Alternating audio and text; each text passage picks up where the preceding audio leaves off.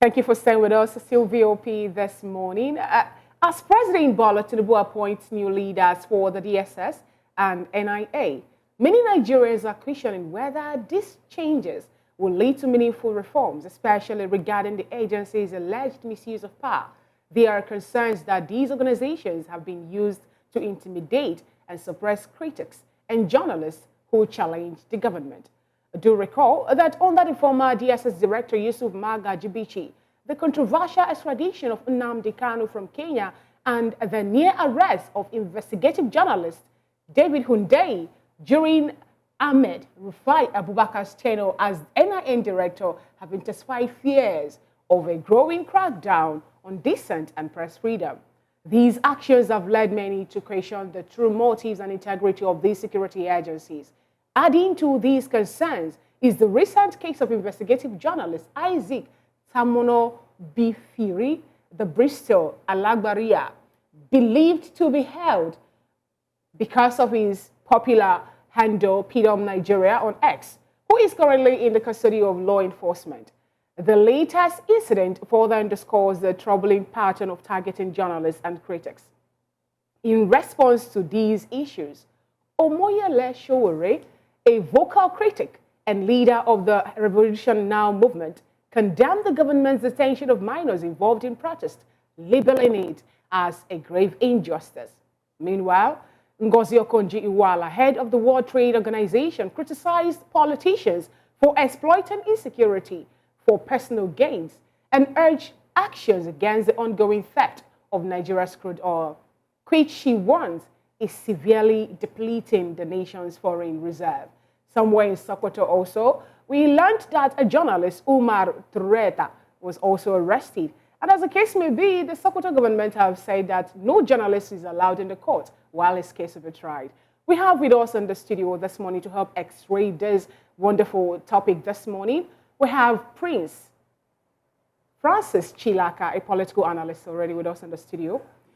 Good morning. Good to have you. Thank you. And just beside him is a Dr. Deji Omoshola, who is a doctor of political science. Good to have you in the studio. Good morning. Thanks for Right. We're looking at what looks more like a gagging of journalists with this present administration, given the fact that the president that we have today is the one who also invested a lot in the media, and we also know how the media helped also in propagating his agenda for him to be the president of Nigeria. But now we're seeing a lot of journalists, a lot of people, when you criticize or say something about the government, the way they're running, it's more like the DSS will be on a leash against someone. Do you really think that this review, having a new DSS boss in the person of Ajayi and a new NIA in the person of Mohammed will actually change or reduce the fear Nigerians are passing through? I'd like to start with you now, Dr. Deji. Well, true to your question, if you look at the activities of the DSS in recent years, you would have seen that the DSS has been more of what I can call a personal protection agency rather than an agency that is to sniff intelligence and act on it. And intelligence in this case should be more of taming the Boko Haram, the bandits, the S-men. But recently, in the recent years, what you've seen is that the DSS has been more particular about protecting people in government, which we can tag regime protection or personal protection, whereby the DSS has been abused. And this has made DSS to kind of like gradually begin to lose respect. If you look at it, the police, this is how we started. When there are human rights abuses, when there are allegations of collecting bribe, when there are injustices, the police began to lose respect gradually in such a way that even if you tell some people now that, I will report you to the police, they'll be like, go and report, because they know that the police, the public perception is not how it's supposed to be. Gradually, the army too is coming into that fora, because you see the rank and files in the army whereby if somebody repairs your phone and he doesn't do it well, you just find one rank and file to go and shakara the person. If somebody owes you money and he didn't pay back quickly, there's always one rank and file military guy available to do all those dirty jobs. So when you are mingling with the public as an intelligence agency with the DSSs, then you begin to lose respect. When you involve in human rights abuses, disobedient of court order. You saw what happened during Showore's trial at that time, whereby he was harassed in the court. So when you begin to do all these, the agency will begin to lose as well, and it's also caused distraction for the agency. Don't forget that we have limited manpower, we have limited technology, limited resources. So if you now devote the intelligence agency against your real and perceived or imaginary enemy, and you now use those agencies to pursue them, definitely the state, which is the country in this case, will definitely be the one to suffer for it. And that's why you will see that the DSS, although you can argue that it was created during Babangida regime, so you can argue that, okay, because of all these coups that were happening, so for Babangida to kind of like strengthen his hold, and for successive government, for them to sniff if there are people trying to do coups, force regime change and all that. But what you've seen in this case is the DSS, they are very good. If you call DSS now that, oh, they've abused the president, oh, something is happening there, you see that their reaction, the way they will carry out the operation, the way they bust Showore's hotel room, they are very efficient at that, you know. But if you tell them now that, oh, something is going on in Zamfara, something is going on in Sokoto, you know, next week you see headline in the news, look at what is going on in Sokoto, the emir that was killed, you know. So we have a situation whereby we have, because of personal greed as politicians, change the orientation of this agency to make them focus on what they are not supposed to focus on. The DSS should be an agency for Nigerians to sniff intelligence, what is going to harm the country, not to turn into a political tool for a president or a governor to witch hunt people. All right, at will. Okay, let me come to Prince Francis Chilaka now. We're seeing some Nigerians are, talking about the fact that is there nobody else that should have occupied this position? Are we being nepotistic with this appointment? That's on one hand. I'm just going to be quick with this one. That's on one hand. Talking about expecting a revamping of the activities of the DSS with this new appointment. We do understand that Iweala Ajayi, who is the new DSS chief now, actually started as a cadet in 1990, rose through the ranks, all right? Haven't been inculcated through the ranks from the level of a cadet, and then occupied other different positions. And now he's been elevated to Director General. Is there going to be a difference, really? Let's start from the EFCC. Okay. When the new boss came on board, this is how many months down the line, nobody had seen Yaya Bello. And I recall he said something when he came. He says, if he does not get Yaya Bello, he will resign. We're still waiting for that. Well, the courts are... Now, the thing is not about the individual. Okay. It's about the institution. We do not have institutions that work on their own. Every institution we have in Nigeria is politically motivated. So appointments as well are politically motivated. So no, you're finding that, yes, somebody could have all the requisite criteria, but the question is, do you meet what the institution wants at that time? You talked about nepotism. We know that this government is very, very nepotistic. The president has not hidden that in all his appointments. So for me, it's not about appointing somebody and you think this person will do the job. No, it's about the institution. Does the institution allow that person to function? Does the institution allow that person to realize that he's working for the people and not for an individual? So these are the issues. And it still boils down to what? The kind of constitution we have in place. So you're to the constitution. Yes, it boils down to that. So long as we keep practicing this obnoxious 1999 constitution, nothing would work. Okay, Prince Chilaka, we'll come to the issue of constitution, amendment and all of that. We are in the month of August. I think today is the 26th. Something happened, 27th rather, sorry about that. Something happened between the 1st and 10th of August. we all know, and you know, there was a nationwide protest. And the protest was more intense in the north. And there is this, some people have come out to say, look, the north is dissatisfied, the north is aggrieved, the north is angry and all of that because probably they have been shortchanged. And like you said, the current president has been very, very nepotistic in his appointments. So do you see the resignation of the two northerners who headed these agencies? Do you read any political undertone in their resignation? Well, if we have to look at it from that perspective, we are also going to be one of those dragging this country backwards. I believe everybody has a right to resign. But you see, when you look at the end bad governance protest, and you said it was more like in the north, if the north has been shortchanged, no, the entire Nigeria has been shortchanged. And I tell people, it's not just because the southeast did not participate. The southeast, as far as I'm concerned, has been captured before the protest. No, I'm coming. They have been captured. So when people come up with that mindset of, oh, it was in the north that it was more. No, we had the same protest in other states. No, but it was more intense and violent. No. When you say intense and violence, you need to define that, what you mean by that. Those Kalawatas you think are not going to school, don't forget, these are guys who hold on to their transistor radios 24 hours a day. So they're beginning to learn, they're beginning to understand.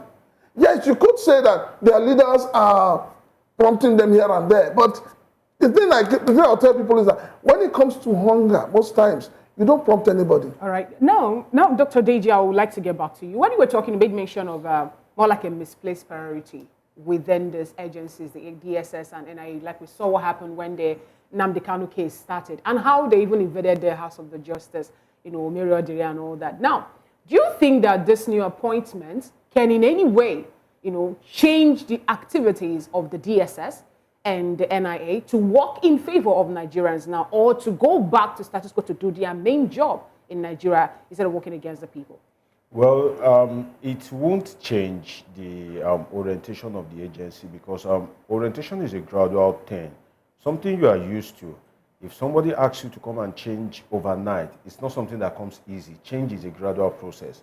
And you now look at it that, okay, the person that appoints the head of these agencies, what does he want? Then the head of these agencies, like the DSS guy, what has been his modus operandi over the years? The boss that he trained under, what kind of job were they delegating to him? What is he used to? So when you factor all these in, it gives you a sum of the whole, which is status quo. Like you still have the same thing that has been happening because the interest of the political class has not changed. The guy at the helm of affairs, the way he has been working over the years, you don't expect him to kind of like change it overnight. So when we want to have this kind of change in the DSS, first, we need to set the difference in their work. It has to be clear. We mustn't see DSS doing police work because sometimes, for some issues, where you see the DSS, an intelligence agency, you'll be like, why is the DSS, why is it doing this? This is police work, just as you find military also doing police work. So we need this clear mode of operation that what do you exist for as an organization, that we need good leadership. Nigeria has a constitution, we have different agencies, but Nigeria is more like a one-man state. What do I mean by that? For instance, if there is a constitution, right, that is to guide the operations of the DSS, but if the president wakes up today and say, go and do this, before the DG of the DSS remembers that there's a constitution, he would have carried out that it is the court that will now be telling the DG of the DSS that, no, what you did is above the law. But you would have imagined that the DG of the DSS will know. So the word of the president at that point in time is the law. And if you are going on the street, if a senior police officer says, do this, the junior police officer won't have the effrontery to face the senior police officer that, no, it is against the law, he will carry it out. At that time, the word of that senior police officer is the law. So when you operate what I can call a one-man state, then you can only pray or try to vote or hope that the political party will give you that one man that will be reasonable, that will be sensible, that will be logical to operate fairly and move the state forward, regardless of the kind of enormous powers he has as given by the Constitution. Do you think our Constitution, do you think it's a problem of the Constitution? Because this conversation, my colleague and I have always gone back and forth on this one. He's of the opinion that the Constitution is not a problem. It's about the people that administer the Constitution. Now, do you think the Constitution empowers an individual more than the state itself? Well, or good question. is it the African people or the Nigerian that have usurped that much authority onto himself? Well, I think it's the individual, in this case, the occupiers of political office, that makes themselves the state. But the state is different. If you occupy the state, if you occupy a position of authority, you are not the state. You are in transition, because human beings will come and go, but the state remains. And that is why it has been asserted by scholars that the state is bigger than you. The state is higher than you. So if you are a president, the office of the presidency, whether military head of state or that number one seat, has always existed. And so long as God tarries in his coming, it will always exist. You will not always exist. So that office is bigger than you. So the respect that people are giving is to that office, not you. But in Africa at large, what we have is human beings, political leaders, privileged guys turn themselves into the state. So they believe that they are the state. They are the authority. And that's why you find out that in most states, they spend the state money as if it is their inherited ancestral property. They can't distinguish between the office and they themselves. That's why they abuse power. Now, to the Constitution, you see, just as there is no perfect society, in a multi-ethnic, multilateral society, even if you rewrite the Constitution today, there will still be people that will be clamoring that, oh, we are being cheated out. Even if you split Nigeria into each 36 countries today, you still see that the people in the mainland may be clamoring that the people in the island, in Lagos, if Lagos is a country, that they are marginalizing them. So the principle is, in a democratic setting, in a plural society, don't come to the table with greed. The Constitution we have, as bad as it is, if you don't come to the table with greed, definitely things will still work out. Now, I'll give you an example. For instance, the framers of the Constitution believe that when you are coming into office, that you would have gathered so much experience, that you have gathered so much knowledge, such a way that there are some things that you would naturally not do. But they didn't envisage that there will come a time in the history of this country that a former head of state who has happened to rule Nigeria before will come into office and begin to appoint people from a ethnic group. I'm talking of Buhari now. So if you say Tinubu is nepotistic, you need to check Buhari first, make a comparison before you come back to Tinubu. So the what do you think? What do you think? For Tinubu, well, I think Tinubu. I won't say it will be fair to say Tinubu is nepotistic. I would say Tinubu is class-oriented, because even if you look at it, these people that Tinubu are appointing, they are just largely opportune to be Yoruba people by virtue of ethnic clan. But these are really Lagos people, Lagos guys. So it is not, you won't be doing justice if you rate it as ethnic. But you'll be doing more justice if you rate it as class, okay. A clique. Because look at Wale Edun, Yemi Kadoso. So the presidency now is more like an expansion of the Lagos clique. But the thing is, because Lagos is in Yoruba land, it is easy for you to say, oh, Yoruba people. But if you stay Yoruba people, you won't be doing good justice to it. So the way to do justice to it is from the class, from the clique perspective. Right. Not really from the ethnic. Doctor, let me stay with you on this.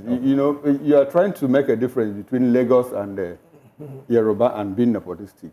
Just last month, the current president appointed 7 officers in the humanitarian ministry. 7. 5 of them were from the southwest. 1 from the central, 1 from the north central. Not 1 from the northeast, there was none from the southeast. What do you make out of that? Is it nepotism or what? No, you see, what I'm trying to say is, if you want to do good justice to it, those 5, go and trace their roots. Are they from Lagos? Lagos happens to be in the southwest. Yes. No. You don't get what I'm saying. basically I'm saying what that, you're saying okay, is like, it's worse. go further. You know, don't stay If alone I understand you, in the southwest. it's worse Go further. because he's not just appointing people from From the the southwest. southwest. For instance, now, he's appointing people from Lagos. yes. For instance, now, if we are all classmates now, you know, and you happen to emerge as the president, and because you, let's say, I don't know your tribe, but let's imagine that you are a Yoruba man, and you are now appointing your former classmate, but because you schooled in Yoruba land, you are Yoruba, and we now say, oh, we are appointing Yoruba people. Yes, you are appointing Yoruba people, but it will be a lame argument. We won't be doing substantial justice to the matter, except we probe further. Okay. We dig further and say, oh, you are appointing people, your former classmate, then we've done good justice to them. So the people that are talking about it should not base it only on the southwest. If you base it only on the southwest, you've not done good justice to it. And the thing is, if you now probe it further, it will make people to clamor the way they're supposed to clamor against the action of the president. You know, in fact, if this my argument gets into the public space and it gets grounded, you see that even your boss will now be against the appointment of the president. People from Oyo, people from Ogun, people from Oshun will now be saying, oh, we are marginalized. That did we offend you? So the real justice that, from my lens as a political scientist, is not only about ethnic group, but it's a class, it's a clique. You know, those Lagos boys that have been existing with him over time are now the one calling the shot and bringing in their Lagos people, their Lagos cabals and all that. So the presidency is now like an expansion of the Lagos. You know, all right, so we have Lagos big boys now. Yeah, big boys indeed. Now, let me come back to you. Okay. No, Prince, I wanted to ask this. You know, I asked this question to Dr. Deji earlier, and then bring it to you now. Now, do you think this appointment of Adeola Ajayi will actually have any change in DSS, given the fact that we saw a video of some DSS guys jubilating for this, you know, the sack of the former man that was there, Bichi, and now the enthronement of Ajayi. But let's watch that video first, then after that we'll now come back to this discussion.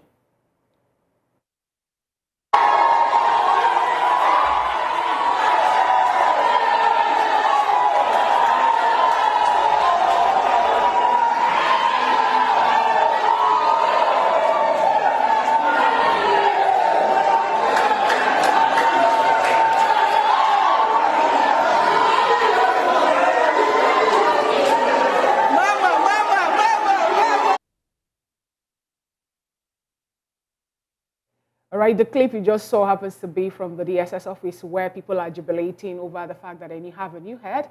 And some of them were of the opinion that the former head they had before now was a bit strict, their remuneration not being paid and all that.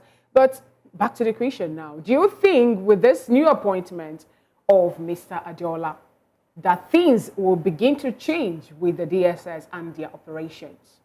In terms of operations, in terms of harassing, in terms of abusing Nigerians, I do not think anything will change. If you look at these ones who are probably jubilating, maybe they're jubilating because they already have somebody who understands what they want, somebody who would give them room for all the kind of laxes they want. But if you're talking in terms of the reality of DSS doing what they are meant to do, you will not have any change. It's about the institution. Okay. The institution itself is not built in such a way that allows them to do the right thing. And like Dr. Deji said, they're going to become appendages of the executive arm of government, which is the issue. Okay. So for me, I don't see any difference. But I'm going to tell Dr. Deji that I totally disagree with his own definition of nepotism. Because if you are saying that you are looking at it from the class point of view, Nigerians do not understand that language. Nigerians understand either you are Igbo, Yoruba, or Hausa. The moment you appoint somebody from the east, be Imo, Anambra, everybody will say he's an Igbo man. You appoint somebody from the north, everybody will say he's an Hausa man. You appoint somebody from the west, everybody will say he's a Yoruba man. I agree. The president has people he has worked with all along. But he must also realize that Nigeria is a diverse country. You can't keep appointing people that speak the same language, that have the same culture, and you're telling me class. When we use that word class, is there a difference? No, when we use that word between class, Buhari and this. No, there's no difference. Okay. There's absolutely no difference. So you think it's a party thing, APC ideology, because the whole thing started when we had a new party in power. I keep asking people, in the 8 years of Buhari, don't forget, the president is referred to as the leader of the party. So in the 8 years of Buhari, he was involved, whether we like it or not. The policies of Buhari, if you check it very well, they are the same policies that this government is executing. Yeah, because he also There's said no that difference. he was going to continue. Good. We talk of palliative, this government came and embraced palliative. We talk of nepotism, this government has come and embraced nepotism.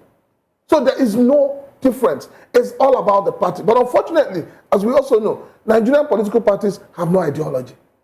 So the ideology of the parties is the ideology of Mr. President at that time. Okay. All right, then let me come back to, sorry, please. Let me just pose this question. The resignation of a political appointee, it's not something we're used to. Because ordinarily, we wouldn't be talking about this if it was something we were used to. And the fact that this resignation of the NIA boss came right after a meeting, and he was asked for the reasons. And he said, look, there are many reasons, but family matters, family-related reasons were basically what he threw out there. Why is this a big deal, really, that one is tendering their resignation? It's a big deal in Nigeria. Why so? Okay, before I touch on that, first, the DSS people that were rejoicing, I believe they are rejoicing because the man that was appointed is from the system.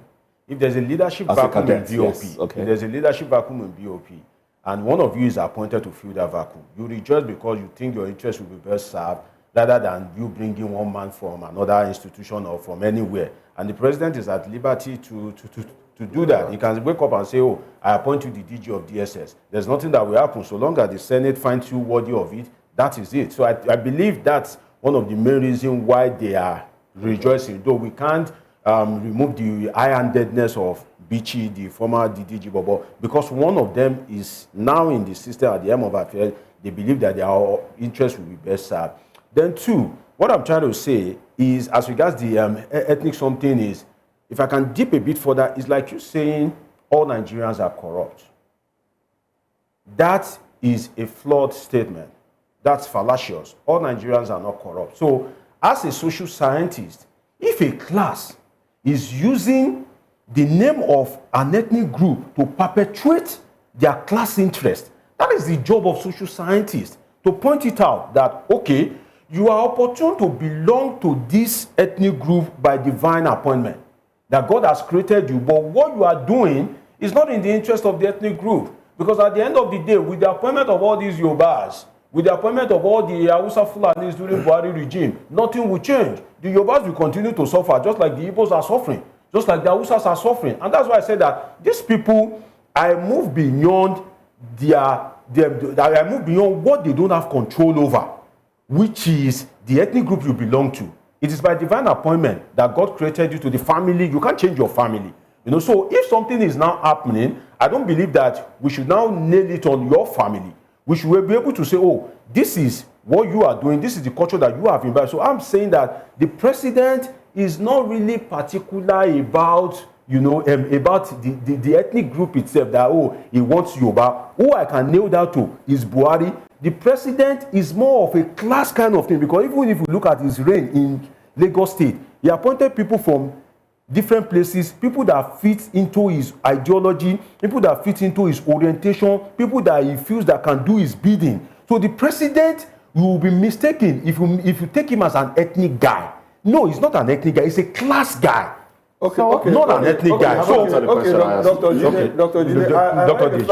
Dr. Deji, sorry. I like the fact that this is a class thing, Unfortunately or incidentally, members of that class also come from the same, no, not just south, from the same southwest, the same Yoruba class. So in all his years of meeting people, all his years of working, you never saw anybody outside the Yoruba class no Igbo in that class, no Hausa man, no South Southerner in that class. But that is not the issue I want to raise now. You see, my colleague made mention of the resignation, you know, and there are also rumors in some quarters that these people were pressured to resign. I don't know if you have heard that they were pressured to resign, you know. Apparently, the president had become clearly dissatisfied with the way they were handling the affairs of the ESS and the NIA. In the light of that, and our president being a capacity president, you know, somebody who is, you know, who is kind of a talent hunter, do you see, I want to go back to this question, do you see a new face of the DSS and DG? Granted that, look, the president is somebody who knows how to put square pegs in square holes or round pegs in round holes. Well, so are you expecting anything different? First, the resignation, just as you asked earlier. I'm trying to remember the exact lines you used. Maybe you could help. I was asking if it's a big deal, really. That well, the thing is, the political office holder an appointee. Exactly, that's what I was trying to remember. They were pressured to resign. Yeah, the thing is, you can match. ordinarily, resignation shouldn't be a big deal if it's not profiting you individually. If you occupy public office, and that's why you see in the Western world, all the public criticisms began to fly in. They just resign because why? They are not using it to benefit themselves in any way or manner whatsoever. In fact, that being in public office is affecting their personal life, is affecting their freedom. So they just honorably resign and say, okay, I want to have my peace. But here in Africa, what we have is once you are in public office, you are more like a demigod. Everything comes to you at will. Your words are, are taken with respect. There's high social class or status, and everything goes smooth for you. So based on that, you find it difficult to resign. Ordinarily, an African man is seen as weak when he resigns. And to now come to your point that if there are no pressure, I don't think that Bichi and the NIA guy would naturally resign, because naturally it is un-African, if you can put it that way, to resign. But the thing is, I think the president has choosing to dignify them in the sense that by allowing them to resign, you know. So the thing is, in public domain, they resign, and you know, when you resign, all your entitlement and monument and all that will be given to you. But the president can also make it a secret thing, whereby you just give it to his media guy that announce immediately. They know how they do this, and they just announce that, oh, the guy has been sacked. Now, what could have made those guys to resign, in quote, if truly they resign? But I believe that will be known to their family members, which is, you see, every government have its own orientation. Every government have its own agenda. So if Buhari is more of the Hausa Fulani favoritism stock, and now you have a Tinubu, if Tinubu is now following another agenda that is, for instance, anti-Fulani, I'll give you an example.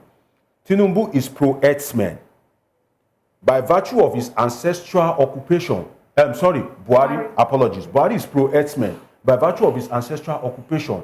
Tinubu is not pro-herdsmen. So if you, Bichi, you now happen to be from the Buhari's ethnic clan and you are pro-herdsmen as well, when they give you orders to curb the excesses of this guy, you won't really deliver. You won't provide results, because naturally there is a clash of interest. Your ethnic group, your orientation naturally overwhelms your delivery, your capacity. So the thing is, based on such example, there will be gaps in your service, and the presidency will be dissatisfied. And when they review your performance, that why are you not performing, they'll be like, oh, I think this guy is more ethnic than Bibimpo. So the ethnicity is overwhelming his professionalism. So it might be showed the way out. But the thing is, at least, regardless of anything, for the president to dignify them, which is unlike past president, we should still kind of like say, okay, appreciate the president. Now, I would like to bring it back to the table of discussion, because we are voice of the people, and this particular one affects the people. Now, we're looking at the issue of using many other means to gag the people, especially the journalists as it stands now, for them not to, give their opinion or talk about the happenings in Nigeria? Prince Francis, I will bring this question to you. Okonjo Iweala made a statement. It says that politicians in general should stop weaponizing insecurity and using security operators and apparatus to, to their own benefit. We have also a video clip for that. But anyway, now my question is this now. Do you really think with the present administration having had what both of you x-rayed, do you think that the cries of a common man in Nigeria could in any way be heard? Given the fact that when Dr. Deji was talking, he says that someone's position can expire, but a nation will keep on being there. So do you think the cry of the people can in any way be heard? As it stands today, the cry of Nigerians are not being heard. We also have minors still being in prison for protesting. Because you see, each time people say, I will say the buck ends at the table of the president. What it means is that if a policeman decides to do the wrong thing, everybody will say, Mr. President. And that is where Mr. President himself needs to come out. Unfortunately, we now have a president who doesn't talk to Nigerians. And this thing, we saw it during the campaigns, and people thought it was a joke. We have a president, from Buhari to this president, they seem to have people around them. He doesn't talk to Nigerians, but he did speak during the protest. His statement, actually, which I still listened to yesterday, started with, I hear you loud and clear. That I hear you loud and clear has become the mantra of Mr. President. So your opinion that doesn't really hear? No. See, it's one thing to say what you think the people want to hear, but your action will speak differently. Today, everybody's talking about hunger in the land. We're talking about insecurity. And the question is, does this government have the political will to address these two issues? If you say you're importing foods, you're giving room for people to import foods, that is going to take care of the issue of food insecurity. For how long will that continue? Look at what's happening in the north, from Sokoto down to Benue. Benue is known as the food basket of the nation. With the kind of killings, with the kind of kidnappings going on in Benue, do you expect farmers to go back to the farms? Secondly, this president should ask himself, when did Nigeria get to that point where people now reside in IDP camps? I was expecting that this president would come in and take a drastic decision. First of all, I was expecting him to declare a state of emergency on insecurity and send out strong warnings to perpetrators of these crimes. The president ordered soldiers into the farms in the North Central 2 weeks ago. Yeah. Must you recall? Is that not being proactive? What happened a few days back in Benue? Last week, actually. Yeah. What happened? There was a killing in Benue State. What happened in Sokoto? Okay, is it that the soldiers are not listening or they are not doing their job? Well, or they are disobeying the directive of their commander-in-chief? If you recall, during Buhari's time, there was a time he moved the army to the northeast. What came out of it? You sit in your high office and you give instructions. Who monitors it? Who ensures that those instructions are carried out? You see, Dr. Deji said something. What is the duty of the Nigerian police? What is the duty of the DSS? What is the duty of the Nigerian So are we pegging army? it back again on the president, or now is it the people that he has given the directive who are not working in favor of Nigerians? It is the president. He knows, he sees everything. If the president for instance, the chairman of VOP gives an instruction, and that instruction is not obeyed, what happens? You fire the person, and you look for a replacement. Okay. Now, before we wrap up, you did point to the fact that the president, sent out policemen, soldiers to guard farmers in their farmlands. Some have argued that that's not the way to go. I mean, some have argued that we know where some of these perpetrators of insecurity are. We know where they are. Our intelligence agencies have an idea of where they come from. When they come and kidnap people in hundreds, we know where they take them to. If you desire to curb insecurity, would it be better to attack them in their hideouts as against guarding farmers on farmlands? Which do you think will be better? Well, for me, it's laughable that we're guarding farmers in the farmlands. It's really laughable. How long will you continue to do that? Do we have the manpower to do that? These are questions that are begging for an answer. Do we also have manpower to be able to curb the issue of insecurity, given the fact that international bodies now are even hosting their flags in Nigeria? We saw what happened in the truth of the matter is that we have the power to curb it. But this government, like the last government, do not seem to have the political way to do it. Look at what's happening in Burkina Faso. I mean, I'll tell you for free, our borders are too porous. All those guys living in Burkina Faso are going to come to Nigeria because Nigeria has become a safe haven for everyone. See, this is where I have a problem with DSS. When we talked about end bad governance protests, in less than 24 hours, the DSS had names of all those who were involved. They had their account numbers, they had their home addresses, they had their phone numbers. How come they don't have this about the terrorists? Who still sit down? One person, some people have been on TikTok doing giveaway. Why have such persons not been arrested? So it brings us back to the fact that I do not see the political will in this administration. All right. Okay. Dr. Doji, just before we leave, let me ask you one question. Do you agree with Dr. Okonjo that politicians are weaponizing insecurity?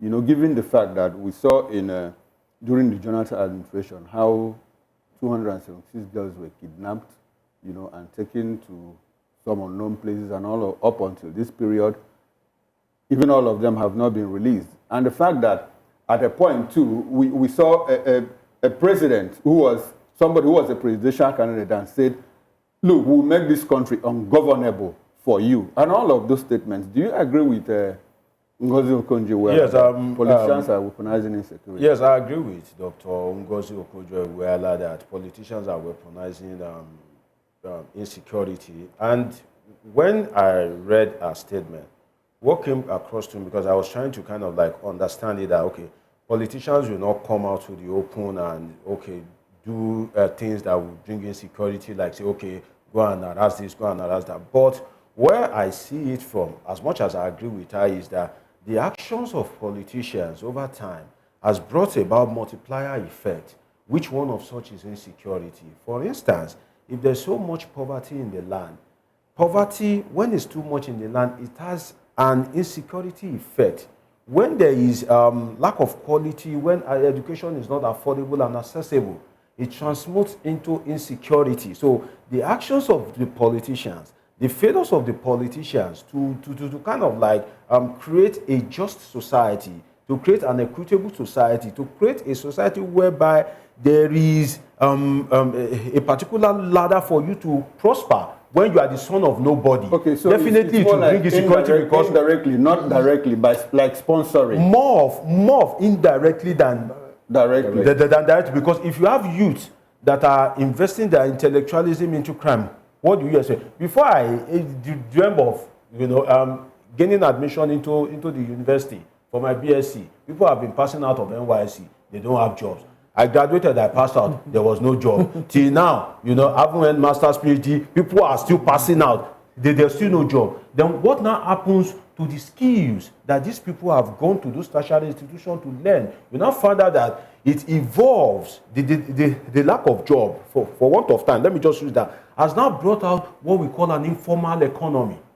There's no jobs, there's high unemployment rate, but you've never read it that people are dying on the street and say, what killed this man? It is hunger. Are those people surviving? You know, they are surviving based on informal economy. And what are the occupations in the informal economy? Right. Yahoo, ritualism, kidnapping, banditry. You know, so this informal economy has been what has been sustaining so most of these people largely 419, fraud, name it, they are numbered. All these things are some of the features of insecurity. And if you put everything together, you know, in an environment whereby we place high premium on politics to make it worse. Now, there are idle youth, and politics is a do or die affair whereby if you become a councillor today, the story of you, your family, and upcoming generation has changed just by being opportune to become a councillor. Tell me why you will not go and use your dad's house to borrow loan to just become a to acquire loan just to become a councillor. Tell me why you won't steal, kill, and destroy just to become a councillor. So the actions of politicians over time has created a multiplier effect that now brings insecurity. So what are we to do? First, we have to reduce the premium on politics. Nigerian politicians are very wise people. You know, if they don't have anything to gain, they will. Unfortunately, most of these guys they won't be absolutely out of time. Every official extend the time. We will. This conversation can just go on and on. But anyway, it's an interesting one.